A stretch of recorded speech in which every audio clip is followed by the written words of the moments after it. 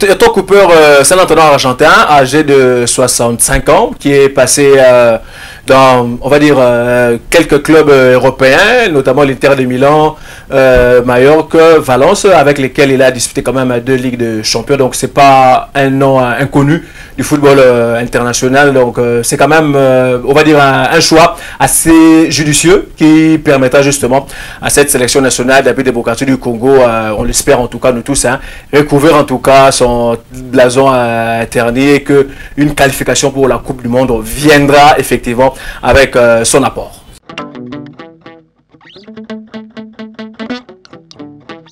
Il a fait 3 ans en Égypte, c'est sa longue expérience africaine, non seulement expérience africaine, mais sa longue expérience en tant que sélectionneur, parce qu'il est passé également par la Géorgie, il a fait 1 année, il est passé dernièrement par l'Ouzbékistan, donc il est quand même assez expérimenté, il a joué une finale de Coupe d'Afrique avec l'Égypte en 2017 et il a participé à la Coupe du Monde en 2018. Donc c'est quand même un entraîneur à qui, à mon sens, on peut avoir confiance, qui apportera son expérience, son vécu d'une sélection, parce que l'Égypte c'est pas quand même une moindre sélection au sein du continent africain. Donc on aura vraiment besoin de son expérience pour permettre justement à cette jeune équipe des Léopards d'aller de l'avant.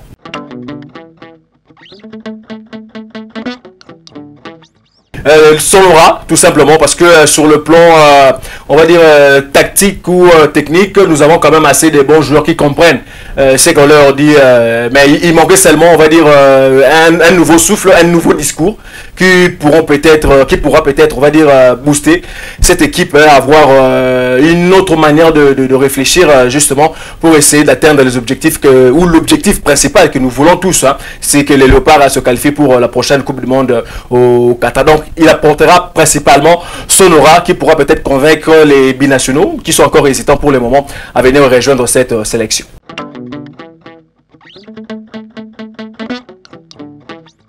Je ne suis pas... Je n'ai jamais aimé ce débat des joueurs évoluant au pays, des joueurs évoluant à l'étranger. Aussi longtemps qu'on a du sang congolais, que tu évolues à l'extérieur, que tu évolues au pays, si tu es pris dans cette équipe, tu dois obligatoirement mouiller le maillot et que tu fasses ton travail comme il se doit au niveau du patriotisme, qu'on te reconnaisse en tant que tel. Je ne vois pas un joueur évoluant au pays ou un joueur évoluant à l'étranger sélectionné en équipe nationale et justement baisser d'ardeur pour son drapeau, pour son pays. Ça n'a aucun sens. Donc, je n'ai jamais été pour ce débat entre joueurs évoluant au pays et joueurs évoluant à l'étranger. Tous ceux qui sont appelés dans cette sélection doivent obligatoirement faire leur travail comme il se doit, sous les drapeaux, avec beaucoup de patriotisme.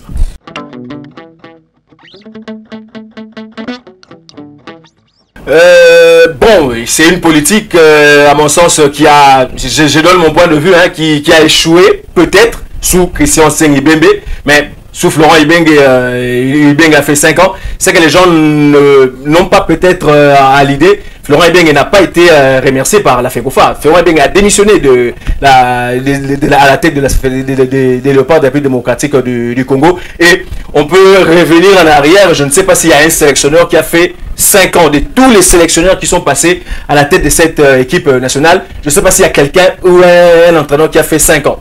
Donc, Florent Ibenge l'a fait, il a qualifié cette équipe à 3 reprises pour une Coupe d'Afrique. Et puis voilà quoi, on est sorti 3e lors de la Coupe d'Afrique des Nations en 2015 en Guinée équatoriale. Donc je pense que cette politique, elle a marché sous Ibenge, mais elle pouvait marcher si peut-être il y avait une continuité. Mais bon, comme on avait choisi Christian Seng Ibembe, mais je ne pense pas que cette politique a échoué. On essaie peut-être de changer, on va dire, son fusil de pôle pour essayer de voir si un expatrié peut nous redonner ce qu'on avait à part. Mais on peut toujours revenir sur ça, il n'y a pas de souci s'il y a un entraîneur congolais compétent qui peut occuper ce poste.